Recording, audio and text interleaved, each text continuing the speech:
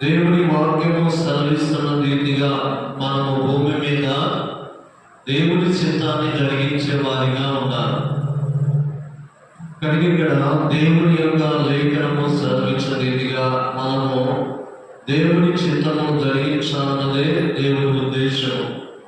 దేవుడు మనల్ని ఈ లోకానికి తీసుకొచ్చినటువంటి ఈ లోకంలో మనల్ని సృష్టించిన దానివ్వండి, దేవుడు ఏ ఉద్దేశంతో మనల్ని ఆయన పంపించి ఉన్నాడు, ఆయన ఉద్దేశం ఏమై ఉన్నదో మనం తెలుసుకొని ఉండాలి. అందుకనే యేసు ప్రభువు అన్నాడు, ఆయన అంటున్నాడు, నేను నా తండ్రి పని మీద నేను వచ్చి ఉన్నాను, నా తండ్రి చిత్తము నెరవేర్చాలన్నది ఆయన ఉద్దేశముగా లేఖన భాగంలో మనం చూస్తూ ఉన్నాం. యోహాను సువార్త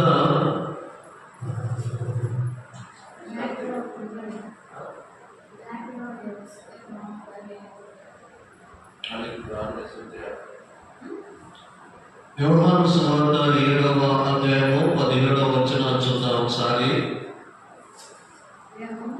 7:17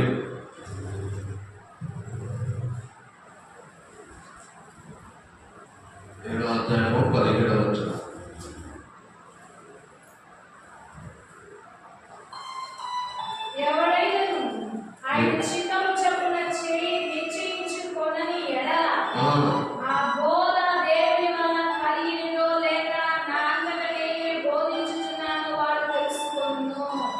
దేవునికి స్తోత్రం. అంటే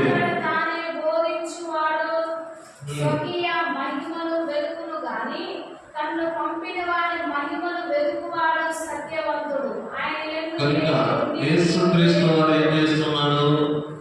తండ్రి యొక్క చిత్తమును నెరవేర్చేవాడుగా ఉన్నాడు. అందుకే అంటాడు, నేను నా తండ్రి చిత్తము, అంటే నా తండ్రి నన్ను ఏ ఉద్దేశంతో పంపించుకున్నాడో ఆ పని చేయటకు నేను వచ్చి ఉన్నాను. అందుకని కొన్నిసార్లు యూదులు కొంతమంది ఏం చేస్తుంటారంటే, యేసు ప్రభునయ్యా నీవు మాకు రాజుగా ఉండాలని వారిని బలవంతం చేసినప్పుడు అప్పుడు ఆయన ఏం చేస్తాడంటే, నా రాజ్యం ఇది కాదు, అది నాది క్రొత్త వేరే రాజ్యము. కనుక యేసు ప్రభు ఏం చేస్తాడంటే, వారు రాజ్యానికి రాజుగా నియమించాలనుకుంటే ఆయన ఏం చేస్తాడంటే వారి మధ్య నుండి పక్కకి వెళ్ళిపోతున్నాడు. ఎందుకంటే ఈ రాజ్యము ఈ లోక అధికారికి అప్పగించబడి ఉన్నది. అందుకనే సాతాను యేసు ప్రభుని ఎంతైనా శిఖరం మీదకి తీసుకెళ్ళి, ఈ లోక రాజ్యాన్ని ఈ మహిమంతా కూడా నాకు అనుగ్రహించబడినది కనుక నీవు కానీ నాకు సాష్టాంగపడి నమస్కారం చేస్తే ఈ మహిమంతా కూడా నీకు ఇచ్చేస్తాను. అందుకనే ఇక్కడ యేసు ప్రభు ఏమంటున్నాడంటే, నీ దేవుడైన యెహోవాని శోధింపవలను. అంటే నీ దేవుడైన యెహోవాకి మాత్రమే మొక్కి ఆయనకు మాత్రమే నమస్కారం చేయవలనని రాయబడి ఉన్నది అని. అందుకనే తండ్రి యొక్క ఉద్దేశమును చిత్తమును నెరవేర్చే వారిగా ఉంది. అందుకనే యేసు ప్రభు యోహాను సువార్త 4వ అధ్యాయము 34వ వచనంలో ఒక మాట అంటాడు. ఏమని అక్కడ మాట్లాడుతూ ఉన్నారు అని మనం చూస్తే,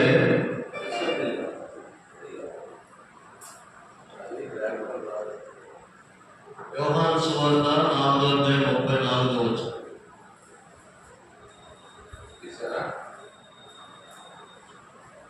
యేసు వారిని చూచి, నన్ను పంపిన వాని చిత్తం నెరవేర్చుటయే ఆయన పని తుదముట్టించుటయు నాకు ఆహారమే ఉన్నది. దేవునికి స్తోత్రం. ఎంత చక్కని మాట చెప్తున్నాడు ఇక్కడ. యేసు ప్రభు వారు చెప్తున్నటువంటి మాటలు మనం వింటూ ఉన్నాం. నన్ను పంపిన వాని చిత్తము నెరవేర్చుటయే నాకు ఆహారం. ఎందుకనంటే యేసు ప్రభు తన శిష్యులు కలిసి ప్రయాణం చేస్తూ ఉన్నప్పుడు, సమరయ మార్గంలో వస్తున్నప్పుడు అక్కడ యాకోబు బావి ఉంది. ఆ బావి దగ్గర ఆయన అక్కడ కూర్చొని ఉన్నప్పుడు శిష్యులు ఊళ్ళోకి వెళ్ళి భోజనం తేడానికి వెళ్ళారు. ప్రభు ఒక్కడే కూర్చున్నాడు. ఆ సమయం ఎంత? 12 గంటల సమయం. ఒక సమయంలో నుండి ఒక స్త్రీ 12 గంటలప్పుడు ఆ మట్టి కుండను తీసుకొని ఏం చేస్తుంది? ఆ బావి దగ్గర నీళ్ళకి వచ్చింది. ఆమె ఒక్కటే ఆ లోతైనటువంటి బావిలో నుండి నీళ్లు చదువుకుంటూ ఉన్నది. అప్పుడు యేసు ప్రభు వచ్చి అన్నాడమ్మా, నాకు దాహమని అడుగుతున్నాడు. కనుక అక్కడ యేసు ప్రభుకి ఈ యొక్క సమరయ స్త్రీకి సంభాషణ జరుగుతూ ఉన్నది. యేసు ప్రభు అంటున్నాడు ఆమెతో విషయాలు మాట్లాడుతూ ఉన్నాడు. నువ్వు ఎంత దూరం వచ్చి నీళ్లు చేరుకుంటున్నావు కదా, ఇవి మళ్ళా నీవు దప్పికొంటావు. నేనిచ్చే జీవజల మూట త్రాగితే నువ్వు వెంటనే కూడా దప్పిగా పొలవు అంటాడు. అయితే ఏమంటుందయ్యా, నేను ఇంత దూరం రాలేకపోతున్నాను, ఆ జీవజల మూట నాకు దయచేయమని యేసు ప్రభువు వేడుకుంటుంది. కనుక యేసు ప్రభుకి సమరయ స్త్రీకి మధ్య జరిగిన సంభాషణ, ఆమె ఈయనే మెస్సయ్య, ఈయనే రక్షకుడు అని ఆమె గుర్తిరిగి ఉన్నప్పుడు, విశ్వసించినప్పుడు ఆమె వెళ్ళిపోయింది. ఏం చేసింది తెలుసా? ఆమె సమరయ పట్టణంలోకి వెళ్ళి ఆమె వారితో చెబుతుంది, నాతో నేను చేసినవన్నీ కూడా నాతో చెప్పిన వారిని ఈయన మెస్సియా కాదా ఒకసారి వచ్చి చూడండి అంటున్నాను. సరే, ఈ లోపు 12 మంది శిష్యులు వచ్చారయ్యా, భోజనం తెచ్చాము, భోజనం చేయమనంటే అప్పుడు ఆయన అంటున్నాడు, మీకు తెలవని భోజనము నేను చేస్తున్నాను. ఎవరు దేవుని యొక్క లేఖనం అంటున్నాడంటే, నన్ను పంపిన వారి చిత్తము చేయడియే, ఆయన పని తుదముట్టించుడియే నాకు ఆహారం. దేవుని స్తోత్రం. యేసు ప్రభు ఏమంటున్నాడు? నన్ను పంపిన వారి చిత్తము చేయడియే నాకు ఆహారము. దేవుని స్తోత్రం. కనుక ఇక్కడ యేసు ప్రభు కూడా మనం ఆయన చిత్తము చేయడానికి మన కొరకు ఆయన తన యొక్క అమూల్యమైన రక్తము చేత మనల్ని విమోచించున్నాడు. పరలోకము నుండి మన దగ్గరికి యేసయ్య వచ్చి ఉన్నాడు. పరలోకం నుండి యేసయ్య మన దగ్గరికి వచ్చి ఉన్నాడు. అందుకనే దేవుని వాక్యం చదివిస్తుంది, నా యొద్దకు మీరు రాలేదు కానీ నేనే మీ యొద్దకి వచ్చి ఉన్నాను. నన్ను మీరు ప్రేమించలేదు కానీ నేనే మిమ్మల్ని ప్రేమించి ఉన్నాను. దేవుని స్తోత్రం. కనుక వారు అంటున్నారు, 12 మంది శిష్యులు అనుకుంటున్నారు, ఈయనకి ఎవరో ఆహారం పెట్టినట్టున్నారు అనుకుంటున్నారు. కానీ వారి ఆలోచన ఎరిగిన యేసయ్య అంటున్నాడు, నన్ను పంపిన తండ్రి చిత్తం నెరవేర్చడి నాకు ఆహారము. దేవునికి స్తోత్రం. కనుక మనము ఆయన చిత్తము నెరవేర్చడానికి మనల్ని ప్రభు ఎన్నుకున్నాడు. ఆయన చిత్తం ఏంటంటే, నమ్మి బాప్తిసం పొందిన వాడు రక్షింపబడును, నమ్మని వారికి శిక్ష విధించబడును. కనుక నీవు నమ్మిన దేవుని మహిమను చూస్తావు. కనుక నువ్వు దేవుడు ఎందుకు నిన్ను ఆయన నీ కోసం ఈ లోకానికి వచ్చి ఉన్నాడు. ఆయన చివరి రక్త బొట్టు వరకు నీకు చెందించి నిన్ను విమోచించి ఉన్నాడు. కారణం అంటే నిన్ను రక్షించడానికి. రక్షితుడైన యేసయ్య చిత్తమును నెరవేర్చే వారిగా మనం ఉన్నట్టే దేవునికి స్తోత్రం.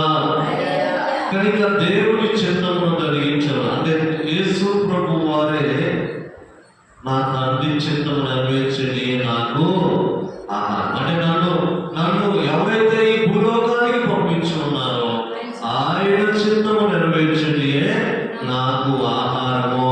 దేవుని స్తోత్రం.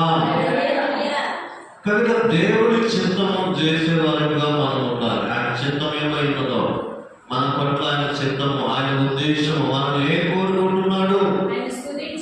ఆయన స్తుతించుట. అందుకనే కీర్తనకారుడు యెహోవాని స్తుతించుట మంచిది. ఆయన స్తుతించడం మంచిది, ఆయన ఆరాధించడం మంచిది, ఆయన వెంబడించడం మంచిది, ఆయన మాట వినడం మంచిది. అందుకనే దేవుని మాట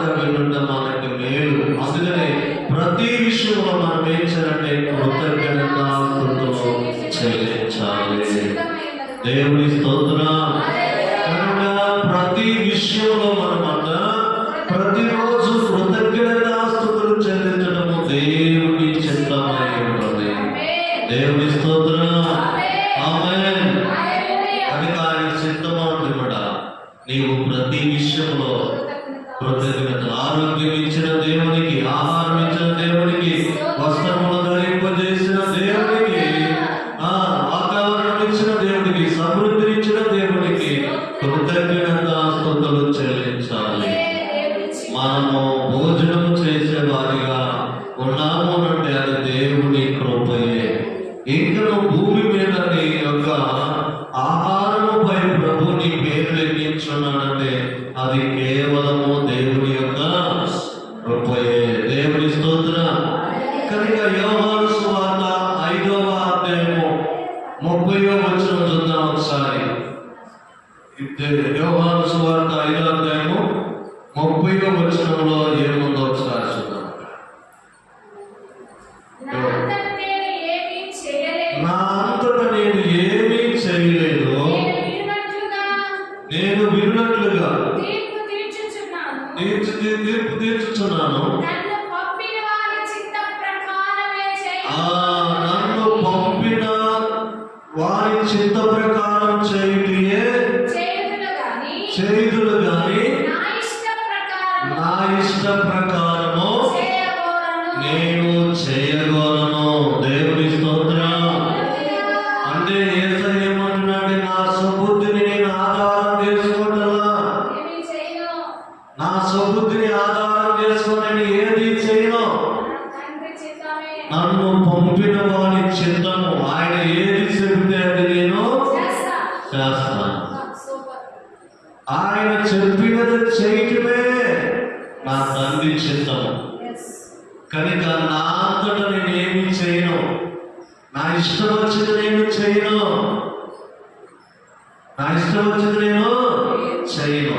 చూడండి, యవనస్తులముగాను బలవంతులముగా ఉన్నప్పుడు నువ్వు ఎక్కడికైనా వెళ్ళగలవు. వృద్ధాప్యంలో ఉన్నప్పుడు వెళ్ళగలుగుతావా? వెళ్ళలేవు. ఎవరితో ఒకరి సహాయం కావాలి అని వెళ్ళాలంటే. అందుకని యేసు ప్రభు అంటున్నాడు, నీవు బలవంతులుగా ఉన్నప్పుడు నీ మనసుకు త్రోసినట్టుగా వెళ్తూ ఉన్నావు.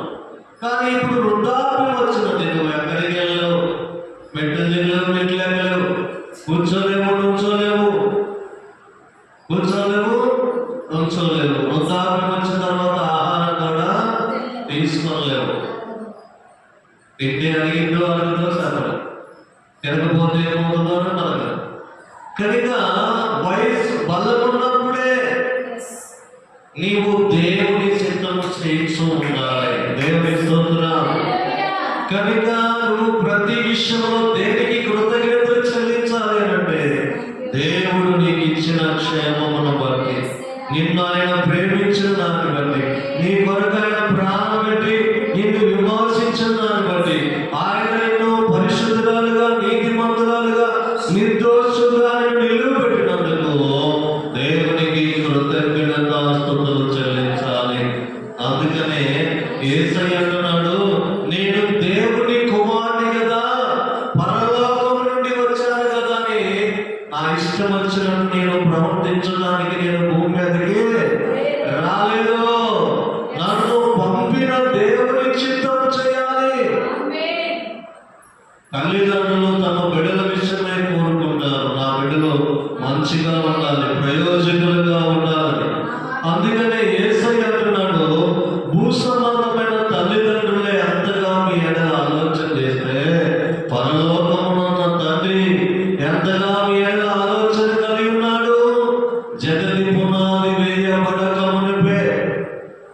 ఏమండి, మీ తల్లిదండ్రులుగా శరీరానుసారమైన తల్లిదండ్రులు, భూసమానమైన తల్లిదండ్రులు బిడ్డలు పుట్టినాకే వారి పట్ల ఉద్దేశాన్ని కలిగి ఉంటుంది.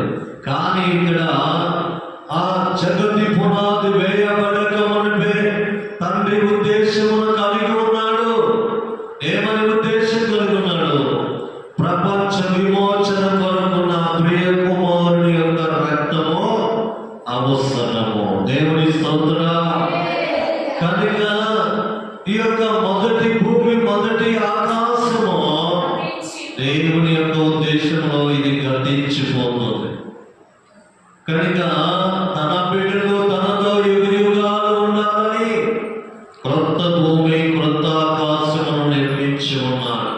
దానినే నూతన యెరూషలేమని పద్మాసు దీవిలో ఉన్న 12 మంది అపోస్తలుల్లో అపోస్తలుడైనటువంటి యోహానుకు ఆ ప్రత్యక్షతను దేవుడు అనుగ్రహించున్నాడు. దేవుని స్తోత్రం.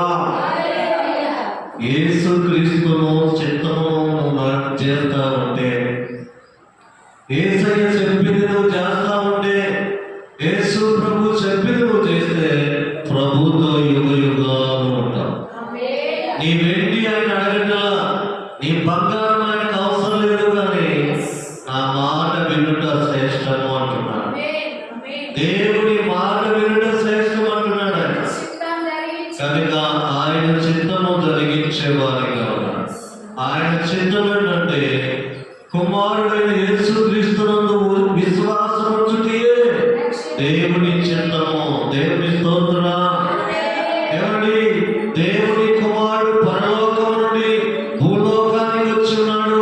ఆయన నా విమోచన కొరకు, నా పాపముల విమోచన కొరకు ఆయన చివరి రక్తపు బొట్టు వరకు ఆయన చెందించి ఉన్నాడు.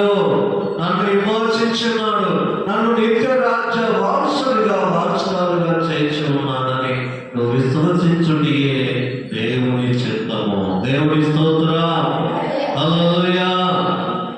కనుక దేవుని యొక్క వాక్యము సెలవిస్తా ఉన్నది. అందుకని ఇక్కడ అంటున్నాడు, నా యొక్క సబుద్ధిని ఆధారం చేసుకొని నేను నడుచుటకు భూమి మీదకు రాలేదు. నన్ను పంపిన దేవుని తండ్రి చిత్తము నెరవేర్చుటకు భూమి మీదకి వచ్చినాడు. నా ఆహారం ఏదంతా నన్ను పంపిన వారి చిత్తము జరిగించుటే నాకు ఆహారము. దేవుని స్తోత్రం. హల్లెలూయా. కనుక యేసు ప్రభు దేవుని కుమారుడిగా అద్భుతాలు, ఆశ్చర్య కార్యాలు, మహాకార్యాలు చేయగలిగిన వాడు అయినప్పటికీ అంటున్నాడు, నా తండ్రి చెప్పదని నేనేది కూడా చేయను. ఆయన నాకు ఏది చేయమని చెప్తాడు అదే నేను చేస్తాను. నా కుమారుడా, ఈ కానాను పెళ్లి విందులోకి వచ్చావు కదా, ఇదిగో ఆ 6 రాతి బాణాలైన నీళ్లు పోయించి వాటిని ద్రాక్షారసంగా మార్చయ్యా. నా తండ్రి చేయమని నేను అమ్మని చేసి ఉన్నాను. ఇదిగో నేను వెళ్ళే మార్గంలో నా తండ్రి నాతో ఏదైతే చెబుతాడో అది నేను చేస్తాను, కానీ నాకు ఇష్టం వచ్చినది నేనేమి కూడా చేయను. కనుక మనము కూడా యేసయ్య మనతో చెప్పినది మనం చేయాలి. ఏమంటున్నాడు యేసయ్య? క్రీస్తు యేసునకు కలిగిన మనస్సు మీరు కూడా కలిగి ఉండాలి. క్రీస్తు యేసునకు కలిగిన మనస్సు మీరు కలిగి ఉన్నాడు. ఆయన ఏం చేసి ఉన్నాడు? ఎవరికైనా కీడు చేసి ఉన్నాడా? కొట్టిన కీడు చేసిన వారికి మళ్ళా తిరిగి కీడు చేసి ఉన్నాడా? ఎవరి పైన పగ తీర్చుకున్నాడా? ఎవరినైనా గాయపరిచి ఉన్నాడా? ఎవరినైనా దూషించి ఉన్నాడా? ఎవరినైనా ఆయన తోలనాడి ఉన్నాడా? పొన్నెత్తి మాట్లాడిన వాడు, పల్లెంతో పొడిచిన వారి కొరకు ప్రార్థించిన మనస్సు గలవాడుగా, క్షమించే మనస్సు గలవాడిగా, కొరడాలతో కొట్టిన వారికి మొల్ల కిరీటమును ధరింపజేసిన వారికి, ఆకాశమునకు భూమికి మధ్య వేలాడ తీసినప్పటికీ తండ్రి తండ్రి తండ్రి వీరేమి చేయించున్నారో వీరు ఎరుగరు కనుక వీరిని క్షమించము. దేవుని స్తోత్రం. యేసయ్య క్షమించే మనస్సు గలవాడు. కీడులకు ప్రతి కీడు చేసేవాడైతే మనము భూమి మీద బ్రతికేవారము కాదు. ఆయన కీడులకు ప్రతి కీడు చేయడు. అందుకనే అంటున్నాడు, తూర్పునకు పడమటకు ఎంత దూరమో అంత దూరపరిచి ఉన్నాడు మీ దోష శిక్షను. దేవునికి స్తోత్రం. మీ అతిక్రమమంత దూరపరిచి ఉన్నాడు. తూర్పునకు పడమటకు నువ్వు సంఖ్య నియమించగలవా? ఎన్ని కిలోమీటర్లు ఉందయ్యా తూర్పు నుండి పడమటకని?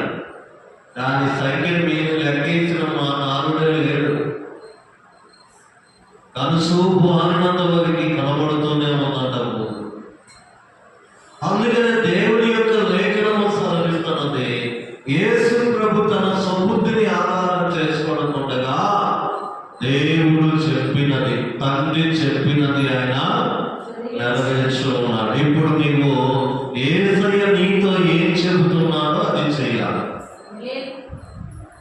యేసు ప్రభు నీతో చెప్పినది చేయాలి.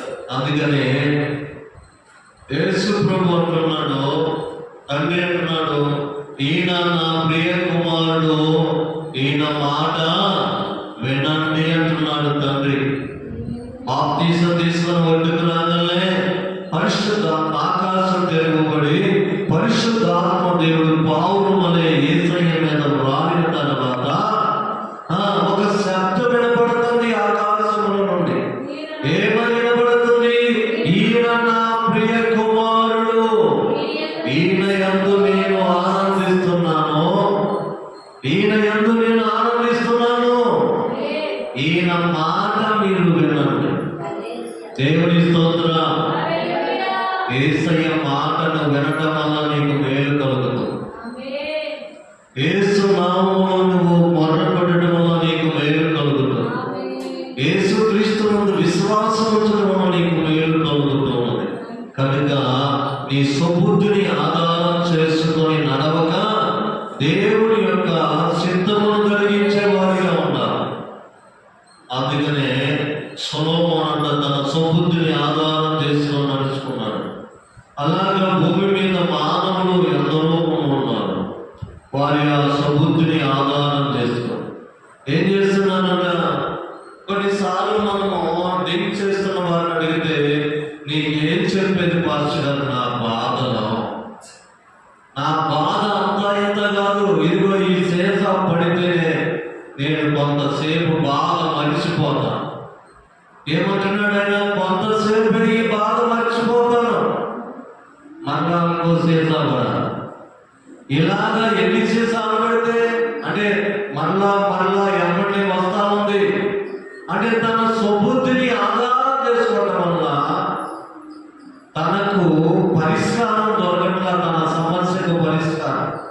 అందుకనే మన సమస్యలకు, ఇబ్బందులకు, ఇరుకులకు పరిష్కారం ఎవరంటే యేసు మాత్రమే. దేవునికి స్తోత్రం.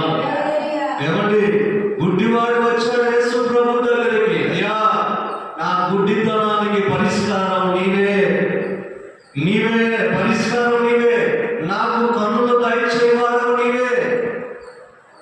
శాంత రోగి వచ్చి ఉన్నాడు, కుష్టివాడు వచ్చి ఉన్నాడు, మోగా చెవిటి దైవబడిన వాడు తీసుకొచ్చున్నాడు. ఇలాగా చాలా మంది ఆయన వద్దకు వచ్చినప్పుడు వారికి మంచి పరిష్కారం దొరికింది. దేవుని స్తోత్రం. హల్లెలూయా. 3 దినాలు ఆయన కొండపై ప్రసంగం, ఆయన అరణ్యంలో ప్రసంగం చేస్తున్నప్పుడు 5,000 మంది కంటే పెంచుగా వచ్చిన ప్రజలుగా వారికి ఆహారం పెట్టి సమృద్ధినిచ్చినటువంటి యేసయ్య వారి మనస్సులో కలవరంలో, బాధలు, ఇబ్బందులు, ఇరుకులు తొలగిపోయి మనస్సులో నెమ్మది కలిగినది. అయ్యో, ప్రతి సమస్యకు పరిష్కారము యేసయ్యేనని వారు విశ్వసించి ఉన్నారు. దేవుని స్తోత్రం. కనుక ప్రియమైనటువంటి దేవుడా, మన సబుద్ధిని ఆధారం చేసుకోకూడదు, కానీ దేవుని చిత్త ప్రకారము మన ప్రతి సమస్యకు పరిష్కారం యేసయ్య దగ్గరే దొరుకుతుంది. ఆయన మనకు ఉచితముగా మేలు చేస్తాడు. మనల్ని ఆయన అంత మాత్రం త్రోసివేసేవాడు కాదు. ఆయన మన ఎడల కృప చూపు దేవుడుగా ఉన్నాడు. కనుక మనము ఆయన చిత్తమును జరిగించే వారిగా ఉండాలన్నదే దేవుని యొక్క ఉద్దేశం. దేవుని కుమారుడైన యేసుక్రీస్తు మన సబుద్ధిని కాదా మనం ఏం చేయాలో తెలుసా? ప్రభువా, ఈ పని చేయటం నీకు ఇష్టమేనా? ఫలానా చోటకి నీకు ఇష్టమేనా? ఆదివారం నీ సన్నిధిని విడిచిపెట్టేటువంటి నీ చిత్తమేనా అని మనము అడగాలి. ప్రభు ఎంత మాత్రమో దేవుని సన్నిధిని విడిచిపెట్టమని ఆయన చెప్పడు. కానీ ప్రతి విషయంలో మనము దేవుని చిత్తానికి మనము లోబడే వారిగా ఉండాలి. మనుషుల మాటను తీసుకోకూడదు, దేవుని మాటను మనము తీసుకోవాలి. దేవుని చిత్త ప్రకారం నడుచుకోవాలి. చూడండి, మొన్న ఒక 5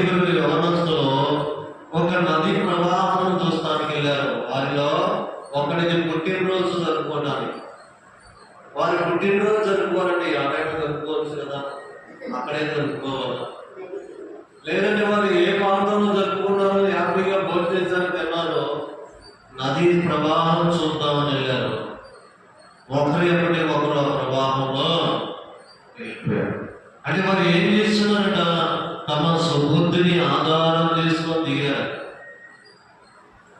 అందుకని మనము మన స్వబుద్ధిని ఆధారం చేసుకోకుండా దేవుని చిత్తము జరిగించే వారిగా, దేవుని ఉద్దేశమును తెలుసుకునే వారిగా, దేవుని సంతోషపరిచే వారిగా, దేవుని మహిమపరిచే వారిగా ఉండాలన్నదే ప్రభు యొక్క ఉద్దేశమై ఉన్నది.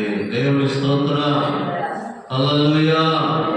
కనుక దేవుని యొక్క మార్గంలో దేవుని చిత్తమును జరిగించే వారిగా మనం ఉండాలన్నదే ప్రభు యొక్క ఉద్దేశం. కనుక దేవుని కుమారుడైనటువంటి యేసుక్రీస్తు వారు సైతము నా తండ్రి చెప్పినది నేను చేస్తాను కానీ నా ఇష్టం వచ్చినట్టుగా నా ఇష్టం చొప్పున నేను నడుచుకోవడం లేదు.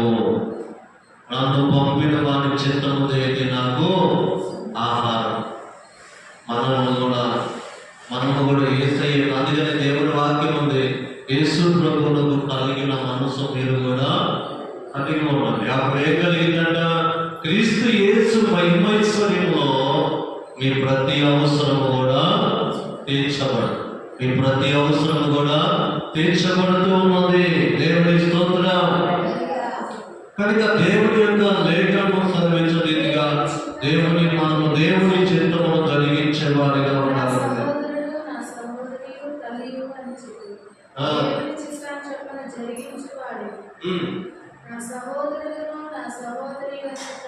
ఇక్కడ యేసు ప్రభు అంటే ఒక ఇంటిలో ఉన్నాడు. ఆ ఇంటి చుట్టూ జనమే ఉన్నారు ముందుగా. అప్పుడు యేసు ప్రభు యొక్క తల్లి అయిన మరియను వారి సహోదరులు, యేసు ప్రభు పుట్టిన తర్వాత మరియకి ఇంకా సంతానం కలిగారు. కుమారులు ఉన్నారు, కుమార్తెలు ఉన్నారు. వీళ్ళందరూ కలిసి యేసు ప్రభు ఉన్న ఇంటి దగ్గరికి వచ్చినప్పుడు శిష్యుడు అంటున్నాడయ్యా, నీ తల్లియు నీ సహోదరులు వెలుపులో వచ్చి ఉన్నారు, బయట ఉన్నారు, వచ్చి ఉన్నారయ్యా అంటున్నాడు.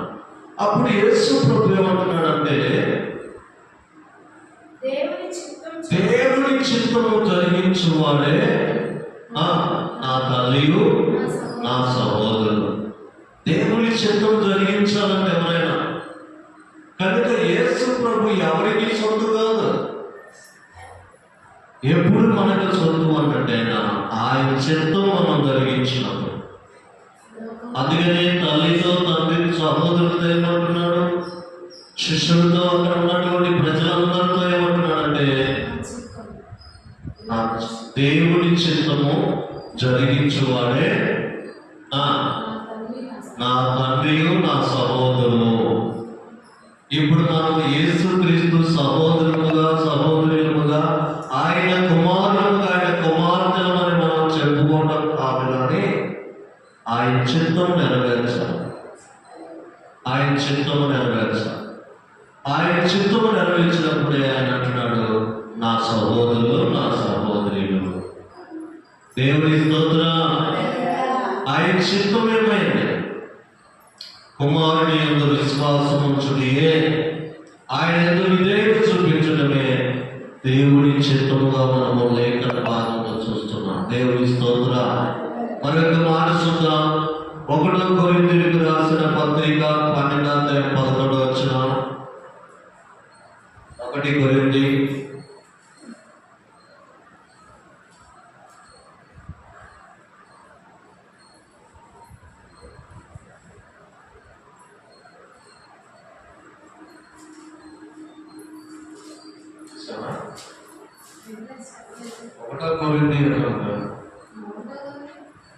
12:11.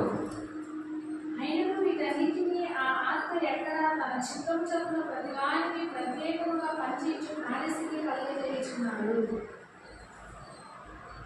ఏంటండి?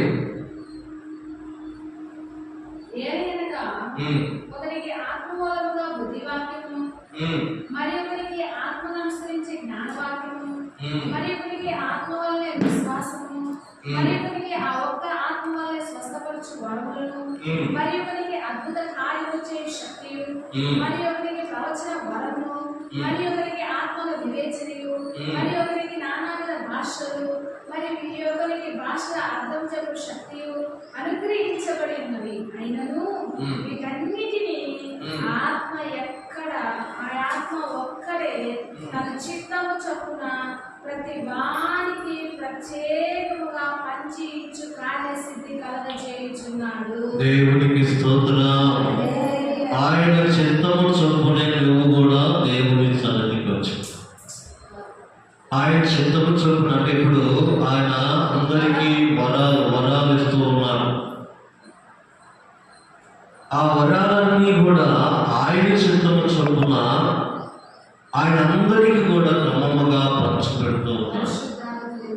పరిశుద్ధ ఆత్మదేవుడు ఏం చేస్తున్నాడట, మనందరికీ కూడా ఆయన చిత్తము చొప్పున ప్రతి ఒక్కరికి ప్రత్యేకముగా పంచి ఇచ్చు కార్యసిద్ధి కలుగచేయును.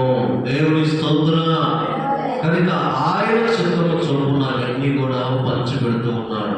అనేక రకాలైనటువంటి వరాలు, పాటలు పాడే వరాలు, ప్రార్థన చేసే వరాలు, వాక్యం చెప్పే వరాలు, ఇంకా అనేకమైనటువంటి వరాలు ఆయన చిత్తము చొప్పున మనకు అనుగ్రహించబడుతున్నాయి. దేవుని స్తోత్రం. కనుక దేవుని యొక్క లేఖనము సెలవిస్తున్నది, మీరు పరిశుద్ధులు అగుటియే అనగా మీరు జాగ్రత్తలకు దూరంగా ఉంటే దేవుని చిత్తము. దేవుని స్తోత్రం. 1వ దశలోనికి రాసినటువంటి పత్రిక 4వ అధ్యాయం 4వ వచనంలో మనం చూసినట్లయితే దేవుని యొక్క లేఖనము సెలవిస్తున్నది 1వ వచనంలో, మీరు పరిశుద్ధులు అగుటియే అనగా మీరు జాగ్రత్తలకు దూరంగా ఉంటే దేవుని చిత్తము. జాగ్రత్తలకు మీరు దూరంగా ఉంటే దేవుని చిత్తం. 5వ వచనంలో, మీరు ప్రతివాడును దేవుని ఎరగని అన్ని జనుల వలె కామ విలాసులందు కాక పరిశుద్ధతయును ఘనతయును తన ఘట్టములను ఎట్లు కాపాడుకొనవలెనో అది ఎరిగి ఉండుటయే దేవుని చిత్తము. మనల్ని మనము కాపాడుకొనుట ఎరిగి ఉండాలి. అంటే అజ్ఞానంతో మనము నడుచుకున్నక జ్ఞానము కలిగి నడుచుకోవటం ఎరిగి ఉండాలి. కనుక అంటాడు, తమ ఘట్టములను కాపాడుకుంటుట ఎట్లు కాపాడుకోవడం అది ఎరిగి ఉంటే దేవుని చిత్తము. మనల్ని మనము కాపాడుకోలేదు, మనల్ని కాపాడేటువంటి వాడు దేవుడు. కనుక అంటే దేవుని చిత్తము ఎరిగి ఉంటే దేవుని చిత్తము. అందుకనే చూడండి, నోవాహు దేవుని మాట విన్నాడు, దేవుని మాట ప్రకారము నడుచుకున్నాడు. కనుక మరి ఆ యొక్క జల ప్రళయంలో ఆ కుటుంబం మాత్రమే కాపాడబడినట్లుగా మనం చూస్తున్నాం. అందుకనే ఈ వచ్చినటువంటి ప్రళయంలో తన ఘటనను ఎలాగా కాపాడుకోవాలో ఎరిగి ఉన్నాడు. అది దేవుని చిత్తము. ఎరిగి ఉన్నాడు, దేవుడు చెప్పింది ఎరిగి ఉన్నాడు, జ్ఞాపకం పెట్టుకున్నాడు. సంవత్సరాలు కష్టపడ్డాడు, ఓడను సిద్ధం చేసుకున్నాడు. జల ప్రళయం వచ్చింది, తాను తన కుటుంబాన్ని అయినా రక్షించుకున్నాడు. కనుక ఇప్పుడు దేవుని వాక్యం చదివిస్తుంది, నోవాహు దినాలు ఎలా ఉండేనో మనిషి కుమారుడు దినాలు కూడా అలాగే ఉన్నాయి. కానీ ఇప్పుడు మనము ఏం చేయాలి? ఇప్పుడు